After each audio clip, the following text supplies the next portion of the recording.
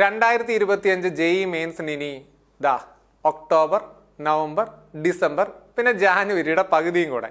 അതായത് ജാനുവരി പകുതി ആകുമ്പോഴത്തേനും നമുക്ക് എക്സാം നടക്കുമെന്നാണ് പ്രതീക്ഷിക്കുന്നത്. അപ്പോൾ ഒരു 100 ഡേയ്സ് എന്നങ്ങ് കൂട്ടാം, ശരിയല്ലേ? അപ്പം നമുക്കൊരു 100 ഡേയ്സ് സ്റ്റഡി പ്ലാൻ, മാത്തമാറ്റിക്സിൻ്റെ ഒരു 100 ഡേയ്സ് സ്റ്റഡി പ്ലാൻ തരാനായിട്ടാണ് ഞാൻ വന്നിരിക്കുന്നത്. പിള്ളേരെ, ഈ കൂട്ടത്തിൽ ആരെങ്കിലും ജെഇ മെയിൻസിന് നന്നായിട്ട് പ്രിപ്പയർ ചെയ്ത് അഡ്വാൻസ്ഡ് ലെവലിൽ കൂടെ പ്രിപ്പയർ ചെയ്തുകൊണ്ടിരിക്കുന്ന ആൾക്കാരുണ്ടെങ്കിൽ പ്ലീസ് സ്റ്റെപ്പ് ബാക്ക്. അതായത് പ്രിപ്പയർ ചെയ്യാത്ത, അല്ലെങ്കിൽ സ്വാഭാവികമായിട്ടും കേൾക്കുന്ന ഒരു വലിയ ചോദ്യമാണ്, സാർ ഇനി പ്രിപ്പയർ ചെയ്താൽ കിട്ടുമോ എന്നൊരു ചോദ്യമില്ലേ?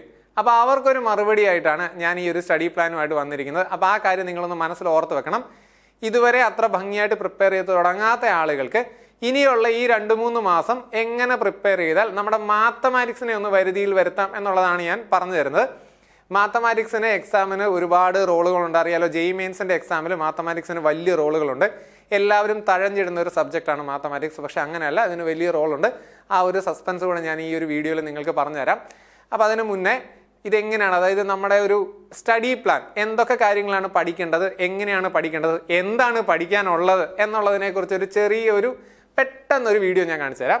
അതായത് ഞാനത് പ്രിപ്പയർ ചെയ്ത് കൊണ്ടുവന്നിട്ടുണ്ട്. ഇതാണ് നമ്മുടെ ഒരു ടോപ്പിക്കുകൾ ഞാൻ ചെറുതായിട്ട് ബണ്ടിലൊക്കെ ആക്കി വെച്ചിട്ടുണ്ട്. ഞാനതൊന്ന് നിങ്ങൾക്ക് ഇൻട്രൊഡ്യൂസ് ചെയ്ത് തരാം. ബണ്ടിലുകൾ എന്ന് പറയുമ്പോഴത്തേനും ഈ ഒരു ഓർഡറിൽ പഠിക്കണമെന്നല്ല, ഞാൻ ആ ബണ്ടിലുകൾ നിങ്ങൾക്ക് ആദ്യം ഒന്ന് ഇൻട്രൊഡ്യൂസ് ചെയ്ത് തരാം. ആദ്യത്തെ ബണ്ടിൽ എന്ന് പറയുന്നത് set, relations and functions, limits, continuity and differentiability, integration 1 and 2, application of differentiation, differential equation. ഇവരെ ഇങ്ങനെ ഓർഡറിൽ വേണം പഠിക്കാനായിട്ട്. ഇവരെ ഒന്നിച്ച് പഠിക്കണം, ഇവരെ ഓർഡറിൽ പഠിക്കണം. ഇവരുടെ ചോദ്യങ്ങളെല്ലാം പ്രീവിയസ് ഇയർ ക്വസ്റ്റ്യൻ പേപ്പർ ഒക്കെ ചെയ്യുമ്പോഴത്തേനും ഇവരുടെ ചോദ്യങ്ങളെല്ലാം ഒന്നിച്ച് ചെയ്യണം. അതാണ് ഞാൻ ഉദ്ദേശിച്ചത്. അടുത്തൊരു ബണ്ടിൽ എന്ന് പറയുന്നത് 2 dimensional ജോമെട്രി എന്ന് പറയുന്ന ഹെഡിങ്ങിൽ പെട്ടതാണ്. Straight line, circles, conic sections. Then matrices and determinants എന്ന് പറയുന്ന 2 ചാപ്റ്റർ കമ്പൈൻ ചെയ്ത് അവരെ തന്നെ പഠിക്കണം. വെക്ടേഴ്സ്, 3 dimensional ജോമെട്രി ഒന്നിച്ച് പഠിക്കണം. അതുപോലെ സീക്വൻസ് ആൻഡ് സീരീസ് ഇൻഡിപെൻഡൻ്റ് ആണ്, തന്നെ പഠിക്കണം. Quadratic equations, complex number, trigonometry 1 and 2 ചേർത്ത് പഠിക്കണം. Then permutation, combination, binomial theorem, probability ഇവരെ ഒന്നിച്ച് പഠിക്കണം. സ്റ്റാറ്റിസ്റ്റിക്സ് ഒറ്റയ്ക്ക് പഠിക്കണം. അപ്പോൾ ഇതാണ് നമ്മുടെ ഞാൻ ഇങ്ങനെ ഒന്ന് ബണ്ടിലാക്കി വെച്ചിരിക്കുന്നത്. അപ്പോൾ നമ്മൾ ചാപ്റ്റർ വൈസ് പഠിക്കുകയല്ല, ടോപ്പിക് വൈസ് ആണ് പഠിക്കേണ്ടത്. ഇത്രയും പേര് ഒന്നിച്ച് പ്രിപ്പയർ ചെയ്ത് വേണം പ്രീവിയസ് ഇയർ ക്വസ്റ്റ്യൻ പേപ്പറൊക്കെ ചെയ്യാനായിട്ട് എന്നുള്ളതാണ് ഞാൻ ഉദ്ദേശിച്ചത്. നമ്മുടെ കയ്യിൽ വേണ്ട മെറ്റീരിയലുകൾ എന്ന് പറയുന്നത്, ആദ്യം NCERT ബുക്ക് നിങ്ങളുടെ കയ്യിൽ ഉണ്ടായിരിക്കണം. 2 പ്രീവിയസ് ഇയർ ജെഇ മെയിൻസിൻ്റെ ഏറ്റവും ലേറ്റസ്റ്റ് 5 വർഷത്തെ ക്വസ്റ്റ്യൻ പേപ്പറുകൾ ചാപ്റ്റർ വൈസ് നിങ്ങളുടെ കയ്യിൽ ഉണ്ടായിരിക്കണം. ഈ 2 കാര്യങ്ങളാണ് നിങ്ങൾക്ക് ഇപ്പോൾ അത്യാവശ്യമായിട്ട് വേണ്ടത്. അതിൽ NCERT എന്ന് കേൾക്കുമ്പോഴത്തേനും നിങ്ങൾ NCERTയോ എന്നോർത്ത് പുച്ഛിക്കൊന്നും വേണ്ട. ഇത് നമ്മുടെ സർവൈവൽ ടൈമാണ്, നമുക്ക് സർവൈവ് ചെയ്യണ്ടേ. അപ്പോൾ ഞാൻ ആ ഓരോ ബണ്ടിലും ഇതിനകത്ത് നിങ്ങൾ ആദ്യം പഠിക്കേണ്ടത്, രണ്ടാമത് പഠിക്കേണ്ടത്, അങ്ങനത്തെ കാര്യങ്ങളൊന്നും ഞാൻ പറയുന്നില്ല. പക്ഷേ ചാപ്റ്ററുകൾ പ്രിപ്പയർ ചെയ്ത് തുടങ്ങുമ്പോഴത്തേന് ട്രിഗ്നോമെട്രിയെക്കുറിച്ച് ഒരു ഐഡിയ വേണം. ട്രിഗ്നോമെട്രി എന്ന് പറയുന്നത് എല്ലാ ചാപ്റ്ററിലും അത്യാവശ്യമായതുകൊണ്ട് ട്രിഗ്നോമെട്രി 1 and 2ൻ്റെ NCERT ആദ്യമേ ഒന്ന് നോക്കിയിരിക്കണം. പ്രീവിയസ് ഇയർ ക്വസ്റ്റ്യൻ പേപ്പറിലേക്ക് പോകുന്നതിന് മുന്നേ പ്രത്യേകിച്ചും ട്രിഗ്നോമെട്രി ഫംഗ്ഷൻസ് എന്ന് പറയുന്നതിൻ്റെ NCERT, അതായത് അതിൻ്റെ ഐഡന്റിറ്റീസ് നമ്മുടെ കയ്യിൽ ഉണ്ടായിരിക്കണം. കാരണം ഏത് ചാപ്റ്റർ എടുത്താലും ട്രിഗ്നോമെട്രി വേണ്ടതുണ്ട്. അയ്യോ സാറേ എനിക്ക് ട്രിഗ്നോമെട്രി പാടാണെന്ന് പറഞ്ഞ് കരയാൻ തുടങ്ങേണ്ട. പിള്ളേരെ, ട്രിഗ്നോമെട്രി ജെഇ മെയിൻസിൻ്റെ ലെവലിൽ വേണം, നല്ലടാ പിള്ളേരെ പറഞ്ഞത്. നമുക്ക് അത്യാവശ്യം ചെറിയൊരു അവയർനെസ്, നമ്മുടെ NCERTയിലെ ഇക്വേഷൻസ് എങ്കിലും ജസ്റ്റ് ഒന്ന് അറിഞ്ഞിരിക്കണം എന്നാണ് ഉദ്ദേശിച്ചത്. കാരണം ബാക്കിയുള്ള ചാപ്റ്ററിനകത്ത് അത് അത്യാവശ്യമാണല്ലോ, അതുകൊണ്ട്. പിന്നെ അതുപോലെ തന്നെ sequence and series, quadratic equations ഒക്കെ ഉള്ളത് നമ്മൾ ചെറിയ ക്ലാസ്സിൽ നിന്ന് കേട്ട് വരുന്നതുകൊണ്ട് അതിൻ്റെയൊക്കെ ഒരു ഐഡിയ ഉണ്ട്. ഇനി ഞാൻ ആ ബണ്ടിലുകളുടെ പ്രത്യേകതകളൊന്ന് പറഞ്ഞുതരാം. ഇപ്പം നിങ്ങൾ സെറ്റ്സ്, ഇത് ചാടിക്കറി പഠിച്ചു തുടങ്ങാനല്ല ഞാൻ പറയുന്നത്. നിങ്ങൾക്ക് ഇതിനകത്ത് ഏറ്റവും നിങ്ങൾക്ക് കൺവീനിയൻ്റ് ആവുന്ന ഏത് ടോപ്പിക്ക് വേണമെങ്കിലും ആദ്യമേ പഠിച്ചു തുടങ്ങാം കേട്ടോ. അപ്പോൾ ഇതാണ് നിങ്ങൾ തുടങ്ങുന്നത്. സെറ്റ്സ്, റിലേഷൻസ് ആൻഡ് ഫംഗ്ഷൻസ് ആണ് നിങ്ങൾ പഠിക്കാൻ തുടങ്ങുന്നതെങ്കിൽ ആ ചാപ്റ്ററിൻ്റെ സ്കെൽട്ടൺ ആദ്യം നോക്കുക എന്നുള്ള. പ്രീവിയസ് ഇയർ ക്വസ്റ്റ്യൻ പേപ്പറിൽ ഈ ചാപ്റ്ററിൽ നിന്നും ഏറ്റവും കൂടുതൽ വന്നിരിക്കുന്ന കാര്യങ്ങൾ എന്തൊക്കെയാണെന്ന് നിങ്ങൾക്കറിയാമോ? അതിൽ സെറ്റ്സ് എന്ന് പറയുന്ന ഏരിയയിൽ നിന്നും വന്നിരിക്കുന്ന നമ്പർ ഓഫ് എലമെന്റ്സ് കണ്ടുപിടിക്കാനാണ്. വെൻ ഡയഗ്രാം വരച്ചും അല്ലാതെ ഇക്വേഷൻ ഉപയോഗിച്ചുകൊണ്ടും കണ്ടുപിടിക്കാനായിട്ടാണ്. ആ കാര്യം നമുക്കറിയാം. 2 റിലേഷൻസിനകത്ത് നിന്ന് വരുന്ന കാര്യങ്ങൾ എന്തൊക്കെയാണ്? റിഫ്ലെക്സീവ്, സിമെട്രിക്, ട്രാൻസിറ്റീവ്, ഇക്വലൻസ് ചെക്ക് ചെയ്യാനായിട്ടാണ്. അത് നമുക്കറിയാമോ? അറിയാമായിരിക്കണം. പിന്നെ ഫംഗ്ഷൻസ് എന്ന് പറയുന്ന ഏരിയയിൽ നിന്ന് വരുന്ന ഡൊമൈനും റേഞ്ചും കണ്ടുപിടിക്കാനും 1 on 2 ചെക്ക് ചെയ്യാനും പിന്നെ കോമ്പോസിഷനും ഇൻവേഴ്സും, ഇത്രയും കാര്യങ്ങളാണ് ആ ചാപ്റ്ററിൻ്റെ സ്കെൽട്ടൺ. ഏറ്റവും കൂടുതൽ സാർ ഇത്രയും കാര്യങ്ങൾ മാത്രം പഠിച്ചാൽ കിട്ടുമോ? പിള്ളേരെ, ഇതിൻ്റെ സ്കെൽട്ടൺ ഏറ്റവും കൂടുതൽ വരുന്നത് ഈ കാര്യങ്ങളാണ്. ഇതിനകത്ത് നിന്ന് ഏറ്റവും കൂടുതൽ തവണ റിപ്പീറ്റഡ്ലി ചോദിച്ചിരിക്കുന്നത്. അപ്പോൾ ഈ ഇത്രയും കാര്യങ്ങൾ ചെയ്യാനുള്ള പ്രോബ്ലംസ് NCERTയിൽ നിന്നോ അല്ലെങ്കിൽ നമുക്ക് പ്രീവിയസ് ഇയർ ജെഇ മെയിൻസിൻ്റെ ക്വസ്റ്റ്യൻ പേപ്പർ 5 കൊല്ലത്തെ ക്വസ്റ്റ്യൻ പേപ്പറിൽ നിന്നോ ഈ കാര്യങ്ങൾ തപ്പിയെടുത്ത് ഇത് മാത്രം ചെയ്ത് പ്രിപ്പയർ ചെയ്തിരുന്നാൽ ആ ചാപ്റ്ററിൻ്റെ സ്കെൽട്ടൺ തീർന്നു. അതിൽ നിന്നൊരു ചോദ്യം വന്നാൽ നമുക്കിപ്പോൾ റിഫ്ലെക്സീവ് ചെക്ക് ചെയ്യാൻ വന്നാൽ നമുക്കറിയാം. അപ്പം സ്കെൽട്ടൺ ഉണ്ടാക്കി വേണം ഈ കാര്യങ്ങൾ പഠിക്കാനാണ് ഉദ്ദേശിച്ചത്. അതേസമയം ലിമിറ്റിലേക്ക് വരുമ്പോഴത്തേനും ലിമിറ്റിൽ നിന്നൊരു ചോദ്യം അതുപോലെ തന്നെ വരണമെന്ന് നിർബന്ധമൊന്നുമില്ല. ചിലപ്പോൾ ചോദിക്കും, ചിലപ്പോൾ ചോദിക്കാതിരിക്കും. അപ്പോൾ അതുകൊണ്ട് തന്നെ ലിമിറ്റ് എന്ന് പറയുന്ന കൺസെപ്റ്റ് നമുക്ക് NCERT നോക്കുവല്ല കേട്ടോ ചെയ്യേണ്ടത്. ഇത് രണ്ടും നമ്മൾ NCERT നോക്കിയിട്ട് കാര്യമില്ല. പ്രത്യേകിച്ച് ഞാൻ പറഞ്ഞല്ലോ സെറ്റ്സ് ഈ ചാപ്റ്റർ എന്തുകൊണ്ടാണ് ഇതിൻ്റെ കൂട്ടത്തിൽ ഇട്ടിരിക്കുന്നതെന്ന് ചോദിച്ചാൽ 1-1 ചെക്ക് ചെയ്യാനായിട്ടും റേഞ്ച് കണ്ടുപിടിക്കാനായിട്ടുള്ള മെത്തേഡിൽ ഒരു ഫംഗ്ഷൻ്റെ റേഞ്ച് ഒക്കെ കണ്ടുപിടിക്കാൻ നമ്മൾ ഡെറിവേറ്റീവ്സിൻ്റെ ആപ്ലിക്കേഷൻസ് എടുക്കുന്നുണ്ട്. അപ്പോൾ അതുകൊണ്ടാണ് ഞാൻ ആ ബണ്ടിൽ, അതായത് അവരൊന്നിച്ച് പഠിക്കുന്നതാണ് നല്ലത്. ഇതിൻ്റെ കൺസെപ്റ്റ് പഠിച്ചു, ലിമിറ്റ് എന്ന് പറയുന്ന കൺസെപ്റ്റുകൾ പഠിച്ചു, കണ്ടിന്യൂറ്റി ആൻഡ് ഡിഫറൻഷ്യബിലിറ്റി NCERTയിലെ പ്രോബ്ലംസ് എല്ലാം നോക്കി, ഇൻ്റഗ്രേഷൻ 1 and 2 NCERT പ്രോബ്ലംസ് എല്ലാം നോക്കി, ആപ്ലിക്കേഷൻ ഓഫ് ഡിഫറൻസിയേഷൻ എന്ന് പറയുന്നത് അതിനകത്ത് വേണ്ട കാര്യങ്ങൾ, അതായത് അതിനകത്ത് പഠിക്കേണ്ട കാര്യങ്ങൾ സിലബസ് നോക്കി ഒന്ന് പ്രിപ്പയർ ചെയ്യുക. മിക്കവാറും റേറ്റ് ഓഫ് ചേഞ്ച് ആയിരിക്കും നിങ്ങൾക്ക് ചോദിക്കാൻ സാധ്യതയുള്ളത്. പിന്നെ ടാൻജൻസ് നോർമൽസ് കട്ട് ചെയ്തോന്ന് ചോദിച്ചാൽ അതങ്ങനെ കട്ട് ചെയ്ത കാര്യങ്ങളൊന്നുമല്ല. കാരണം അതിൻ്റെ ജോമെട്രിക്കൽ ആപ്ലിക്കേഷൻ എന്ന് പറയുന്നത് സ്ലോപ്പ് ഓഫ് ദ ടാൻജൻ ആയതുകൊണ്ട് നമുക്ക് അതിൻ്റെ ഒരു ഐഡിയ വേണം. അപ്പോൾ നിങ്ങൾക്ക് റെഫർ ചെയ്യാൻ മെറ്റീരിയൽ അല്ലെങ്കിൽ ഇതിൻ്റെ NCERT ജസ്റ്റ് ഒന്ന് നോക്കുക. ഡിഫറൻഷ്യൽ ഇക്വേഷൻ ഈ ബണ്ടിലെ ഒരു ലോട്ടറിയാണ്. കാരണം ഇതിനകത്ത് നമുക്ക് ചോദിക്കുന്ന ചോദ്യം വേരിയബിൾ സെപ്പറബിൾ, ലീനിയർ, പിന്നെ വേരിയബിൾ സെപ്പറബിൾ ആക്കാനുള്ളത്. ഇപ്പോൾ ഹോമോജീനിയസ് നിങ്ങൾ പറയും, അതായത് അത് സബ്സ്റ്റിറ്റ്യൂഷൻ കൊടുത്ത് വേരിയബിൾ സെപ്പറബിൾ ആക്കാൻ പറ്റുന്ന ചോദ്യങ്ങളാണ് നമുക്ക് അതിനകത്ത് ചോദിക്കാൻ സാധ്യതയുള്ളത്. അതും ചോദിക്കാൻ സാധ്യതയുണ്ട്. അതിൽ ഏറ്റവും ഇമ്പോർട്ടൻ്റ് എന്ന് പറയുന്നത് ലീനിയർ ആണ്, അറിയാമല്ലോ. ലീനിയർ ആണ് അതിനകത്ത് ഏറ്റവും ഇമ്പോർട്ടൻ്റ് ആയിട്ടുള്ളത്. അപ്പോൾ ഇത്രയും കാര്യങ്ങൾ ഇതിൻ്റെ ഒരു സ്കെൽട്ടൺ അറിഞ്ഞിരുന്നതിന് ശേഷം ഏറ്റവും ലേറ്റസ്റ്റ് JEE മെയിൻസിൻ്റെ പ്രീവിയസ് ഇയർ ക്വസ്റ്റ്യൻ പേപ്പറിലെ ചോദ്യങ്ങൾ എടുത്ത് നോക്കുക. അതിൽ ഈ ചാപ്റ്റർ ഇൻ്റഗ്രേഷൻ 1 and 2 എന്ന് പറയുന്ന NCERT മാത്രം നോക്കിയിരുന്നാൽ മതി. ഒരു പക്ഷേ പ്രീവിയസ് ഇയർ ക്വസ്റ്റ്യൻ പേപ്പറിലേക്ക് പോകുമ്പോൾ നമ്മളെ നെഗറ്റീവ് അടിക്കുന്ന കാര്യങ്ങളൊന്നും നമ്മൾ നോക്കേണ്ട കാര്യമില്ല. If something find difficult leave it. മനസ്സിലായോ പറഞ്ഞത്? ഇത്രയും കാര്യങ്ങളുടെ ഞാൻ ഈ പറഞ്ഞ ഐഡിയാസ് എല്ലാം നോക്കിയതിന് ശേഷം ഞാൻ പറഞ്ഞല്ലോ NCERT നോക്കണ്ടേ. ഇപ്പോൾ ഇത് NCERT നോക്കിയിട്ട് കാര്യമില്ല. അതല്ല നിങ്ങളുടെ കയ്യിൽ മെറ്റീരിയൽ ഉണ്ടെങ്കിൽ നോക്കണം. ലിമിറ്റിൻ്റെ ഹോസ്പിറ്റൽസ് ലോപ്പിറ്റൽ റൂളുകൾ എന്ന് പറയുന്നതൊന്നും NCERTയിലില്ല. അപ്പോൾ അതുകൊണ്ടാണ് ഞാൻ പറയുന്നത് ശ്രദ്ധിച്ച് കേൾക്കണം. ഇതിനകത്തെ കണ്ടിന്യൂറ്റി ആൻഡ് ഡിഫറൻഷ്യബിലിറ്റിയും ഇൻ്റഗ്രേഷൻ 1 and 2 ആണ് നമ്മൾ NCERT നോക്കേണ്ടത്. ആപ്ലിക്കേഷൻ ഓഫ് ഡെറിവേറ്റീവ്സും NCERT നോക്കിയാൽ കുഴപ്പമില്ല. ഡിഫറൻഷ്യൽ ഇക്വേഷനും NCERTക്ക് അത് ജസ്റ്റ് ഒന്ന് നോക്കിയാലും പ്രശ്നമൊന്നുമില്ല.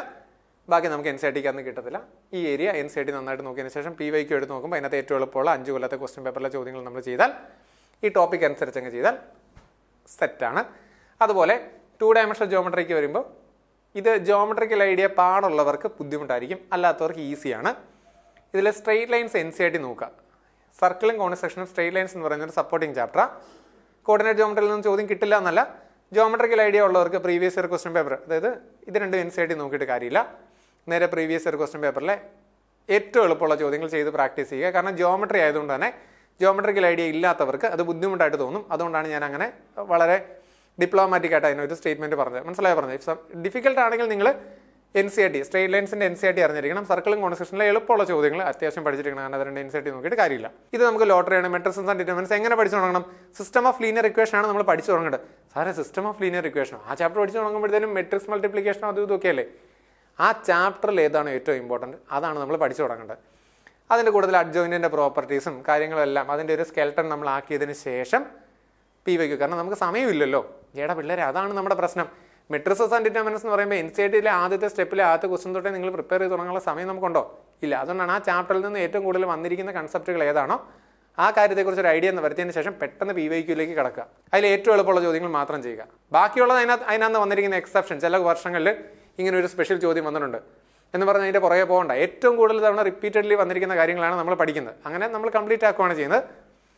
ഇത് NCERT കൊണ്ട് മാത്രം സർവൈവ് ചെയ്യാൻ പറ്റുന്ന ഒരു 2 ചാപ്റ്ററുകളാണ്, വെക്ടറും 3D.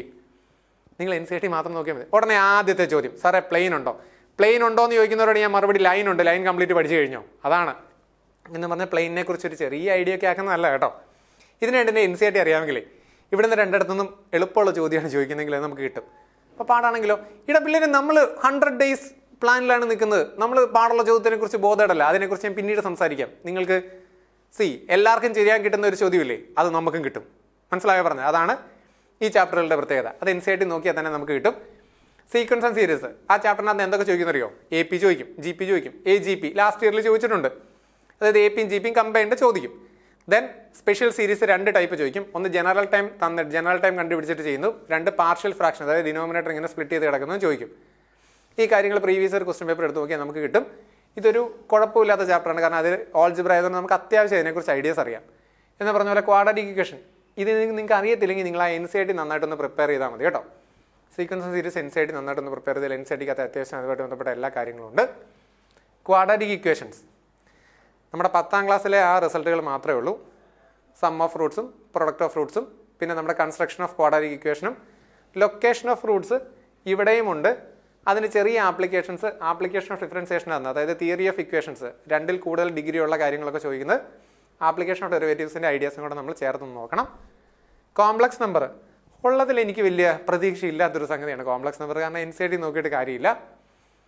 ക്വസ്റ്റ്യൻ സിമ്പിളായിട്ട് കിട്ടിയാൽ ചെയ്യാൻ പാകത്തിന് അതിൻ്റെ കൺസെപ്റ്റുകൾ, അതായത് പോളാർ ഫോം വരെയുള്ള കാര്യങ്ങൾ നിങ്ങളൊന്ന് പഠിച്ചു വെച്ചിരിക്കണം. റിയൽ പാർട്ടും ഇമാജിനറി പാർട്ടും സ്പ്ലിറ്റ് ചെയ്യാനും റിയൽ പാർട്ടിനെ 0 കൊടുത്ത് ഇമാജിനറി പാർട്ടിനെ 0 കൊടുത്ത് കണ്ടുപിടിക്കുന്ന കാര്യങ്ങളൊക്കെ ഒരു ഐഡിയ ആക്കിയിരിക്കണം. ക്വസ്റ്റ്യൻ പേപ്പർ എടുക്കുമ്പോഴത്തേനും ഒത്തിരി ഡിഫിക്കൽട്ട് ആണെന്ന് തോന്നുന്ന ചോദ്യങ്ങൾ ചെയ്യേണ്ട, എളുപ്പമുള്ള ചോദ്യങ്ങളെല്ലാം ചെയ്തിരിക്കണം കേട്ടോ, മറക്കണ്ട. കാരണം അത് ഒത്തിരി, അതായത് ചില ചോദ്യങ്ങൾ ഇനീക്വാലിറ്റീസിൻ്റെ ചോദ്യങ്ങളൊക്കെ വരുമ്പോഴത്തേനും ഒരുപക്ഷെ നമ്മളെ കൺഫ്യൂസ് ചെയ്യാൻ സാധ്യതയുണ്ട്. അത് കംപ്ലീറ്റ് വിടുവല്ല, there should be something in between. Okay, ഇത് ഞാൻ പറഞ്ഞല്ലോ. ട്രിഗ്നോമെട്രിക്കകത്തുനിന്നൊരു ചോദ്യം വന്നാൽ അയ്യോ സാറേ ട്രിഗ്നോമെട്രി ഭയങ്കര പാടാണെന്ന് പറഞ്ഞ് കരയണ്ട.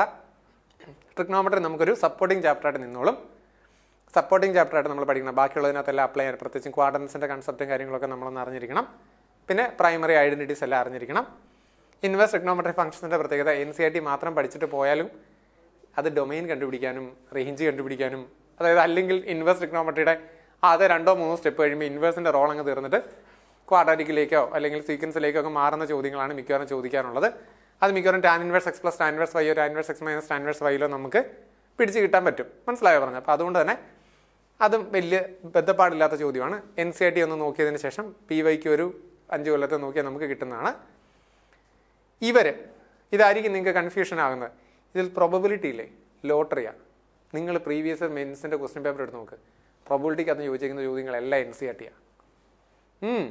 ആ ചാപ്റ്ററിൽ നിന്ന് ചോദിച്ചിട്ടുണ്ടെങ്കിൽ, അല്ലെങ്കിൽ വേറെ ചാപ്റ്ററിൻ്റെ കണക്ഷൻ, പെർമ്യൂട്ടേഷൻ കോമ്പിനേഷൻ അല്ലാതെ മറ്റ് ചാപ്റ്ററിൻ്റെ കണക്ഷൻ വെച്ച് ചോദിച്ചിട്ടുണ്ടെങ്കിൽ മാത്രമേ ഇത്രയെങ്കിലും ഡിഫിക്കൽട്ട് ആകാൻ സാധ്യതയുള്ളൂ. ഇല്ലെങ്കിൽ പ്രോബബിലിറ്റി NCERT-ആണ് ചോദിച്ചിരിക്കുന്നത്. അപ്പോൾ അതുകൊണ്ട് തന്നെ പ്രോബബിലിറ്റിക്കകത്ത് റാൻഡം വേരിയബിളിൻ്റെ ഒക്കെ ചോദ്യം ചോദിച്ചാൽ നമുക്ക് ഈസി ആയിട്ട് നമുക്ക് കിട്ടുകയും ചെയ്യും. ഈ 3 ചാപ്റ്ററും ഐ പ്രിഫർ NCERT. കാരണം പെർമ്യൂട്ടേഷൻസ് ആൻഡ് കോമ്പിനേഷൻസിനകത്ത് എക്സ്ട്രാ ചോദ്യങ്ങൾ ചോദിക്കുമെന്ന് ചോദിച്ചാൽ ചോദിക്കും, ഇല്ലെന്ന് ഞാൻ പറയുന്നില്ല. ഇതിൻ്റെ NCERT നമ്മൾ കംപ്ലീറ്റ് ആയാലും ആ 3 ചാപ്റ്ററിൻ്റെയും ഒരു ബേസ് ഐഡിയ നമുക്ക് കിട്ടി. എന്നിട്ട് നിങ്ങൾ JEE മെയിൻസിൻ്റെ പഴയ ക്വസ്റ്റ്യൻ പേപ്പറുകൾ എടുത്ത് അതിനകത്ത് നിങ്ങൾക്കൊരു 70% ചോദ്യം നിങ്ങൾക്ക് ഈ 3 ചാപ്റ്ററിൽ നിന്നുള്ളത് ചെയ്യാൻ സാധിക്കും. ഷുവറാണ്. ഇതിനകത്തുനിന്ന് 2-നകത്തുനിന്നും പാടുള്ള ചോദ്യങ്ങളാണ്. ഇപ്പം മറ്റേ NCERT-ൻ്റെ കോംപ്ലിക്കേറ്റഡ് സ്റ്റേറ്റ്മെൻറ്റുകളൊക്കെ ചേർത്തുള്ള ചോദ്യമാണെങ്കിൽ ഇടപിള്ളേരെ എല്ലാവർക്കും അത് പാടാം. മനസ്സിലായി പറഞ്ഞാൽ എല്ലാവർക്കും ഡിഫിക്കൽട്ടാണ്. അപ്പോൾ അതുകൊണ്ട് തന്നെ നമുക്ക് ആ ഗെയിമിൽ നിൽക്കേണ്ട കാര്യമില്ലല്ലോ. നമ്മൾ 100 days പ്ലാനിൽ നിൽക്കുന്ന ആൾക്കാരല്ലേ. അപ്പോൾ നമുക്കത് കിട്ടും. നമുക്ക് എളുപ്പമുള്ളതെല്ലാം കിട്ടും. മനസ്സിലായി പറഞ്ഞത്? സ്റ്റാറ്റിസ്റ്റിക്സ് 2 ക്യാരക്ടറുള്ള ചാപ്റ്ററാണെങ്കിൽ സ്റ്റാറ്റിസ്റ്റിക്സിൻ്റെ സ്റ്റാറ്റിസ്റ്റിക്കൽ അപ്രോച്ചിൽ, അതായത് ടേബിളൊക്കെ വരച്ച് കണ്ടുപിടിക്കുന്ന കാര്യങ്ങളില്ലേ, ആ കാര്യങ്ങളെക്കുറിച്ച് ഐഡിയ വേണം. ഈ മിസ്സിംഗ് ടൈമൊക്കെ കണ്ടുപിടിക്കുന്ന മാത്തമാറ്റിക്കൽ ഐഡിയയിൽ കണ്ടുപിടിക്കുന്ന കാര്യങ്ങളില്ലേ, ആ കാര്യങ്ങളെക്കുറിച്ച് ഐഡിയ വേണം. സ്റ്റാറ്റിസ്റ്റിക്സിനകത്ത് ഒരു 7-8 കൺസെപ്റ്റുകൾ മാത്രമേ ഉള്ളൂ.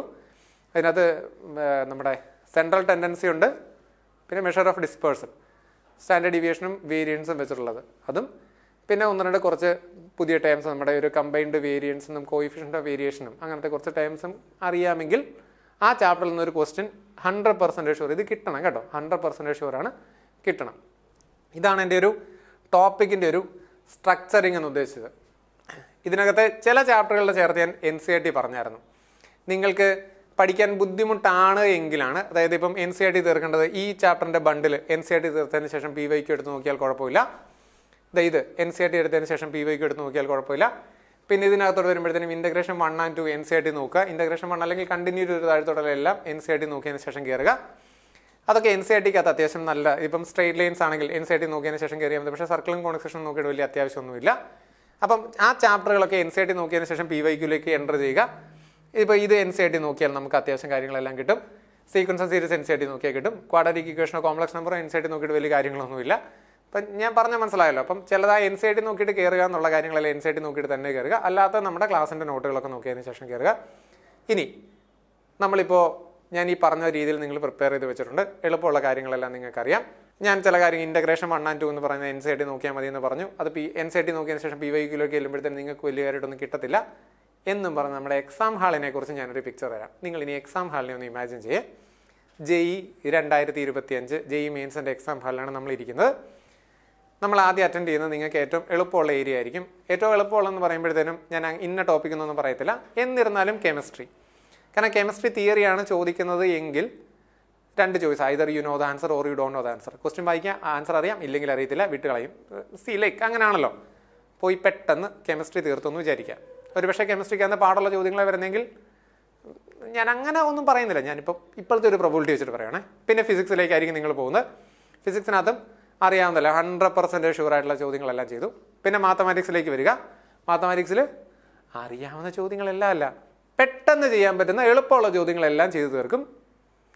ഫിസിക്സ് കംപ്ലീറ്റ് ആയി, കെമിസ്ട്രി കംപ്ലീറ്റ് ആയി, മാത്സിലെ പെട്ടെന്ന് ചെയ്യാൻ പറ്റുന്ന ചോദ്യങ്ങളെല്ലാം ചെയ്തു തീർക്കുന്നു. ഒന്ന് ശ്വാസം വിട്ടു, നമ്മുടെ എക്സാം കഴിഞ്ഞു. ഇനി കെമിസ്ട്രിയിൽ ഒരു ചോദ്യം കിടപ്പുണ്ട്. അതിൻ്റെ ആൻസർ എ ആണെന്നാണ് എനിക്ക് തോന്നുന്നത്, ബിയുമാകാം, ഉറപ്പില്ല. അങ്ങനത്തെ ചോദ്യങ്ങൾ അവിടെ ഇവിടെ കിടപ്പുണ്ട് ഇല്ലേ? നമുക്ക് സമയം ബാക്കി കിടപ്പുണ്ട്. ഇത്രയും ചോദ്യം ചെയ്യാം, പെട്ടെന്ന് നമ്മൾ ചെയ്ത് കഴിഞ്ഞില്ലേ, പരീക്ഷ കഴിഞ്ഞില്ലേ നമ്മുടെ. ഇനി നമ്മൾ നോക്കുന്നുണ്ടല്ലോ മാത്തമാറ്റിക്സിൻ്റെ ക്വസ്റ്റ്യൻ പേപ്പറിൽ തപ്പും.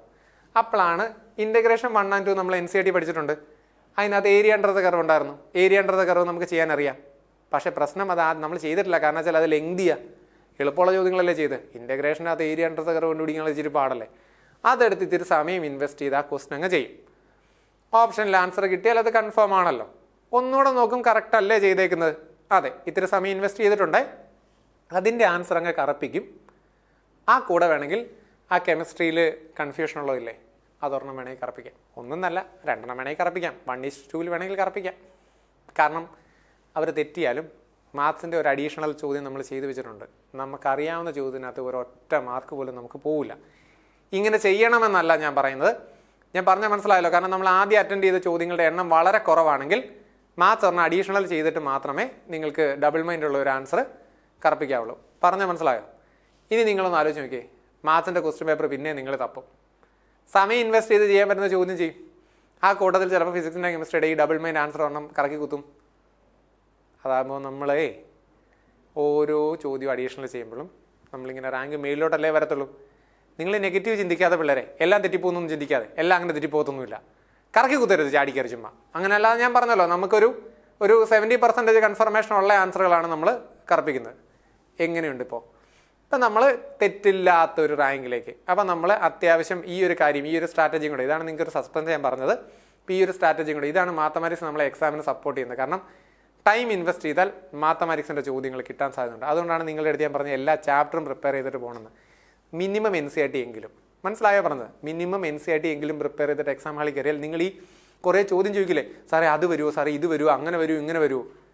Leave those questions. ഇങ്ങനെ, അതായത് നമുക്ക് എക്സാം ഹാളിൽ ബാക്കിയുള്ള സമയം നമുക്ക് ഇൻവെസ്റ്റ് ചെയ്യേണ്ടത് മാത്സിലാണ്. അങ്ങനെ ചെയ്ത് ഒപ്പം ഫിസിക്സും കെമിസ്ട്രിയും ഒരു ചെറിയ അഡ്ജസ്റ്റ്മെൻറ്റിലും കൂടെ പോയാൽ നമ്മൾ ഉറപ്പായിട്ടും 99% നിൽക്കും. അതെ, ഞാൻ കറക്കി കുത്താനായിട്ട് പ്രൊമോട്ട് ചെയ്യുന്നതല്ല, നിങ്ങൾക്ക് കാര്യം മനസ്സിലായി കാണുമല്ലോ. ഇനിയിപ്പോൾ അങ്ങനെയല്ല, മാത്സിൻ്റെ തന്നെ ചോദ്യം ചെയ്തുകൊണ്ടിരുന്നാലും നമ്മൾ നല്ല നമ്പർ ഓഫ് ക്വസ്റ്റൻസ് നമ്മൾ ഓൾറെഡി അറ്റൻഡ് ചെയ്തിട്ടുണ്ടെങ്കിൽ മാത്സിൻ്റെ ആ ക്വസ്റ്റൻസ് അഡീഷണൽ സമയം ചെയ്തെടുത്ത് തന്നെ അങ്ങ് ചെയ്താൽ മതി. അത് മാത്രം കൊണ്ട് തന്നെ നമുക്ക് ഒരു 99%ലേക്ക് എത്തും.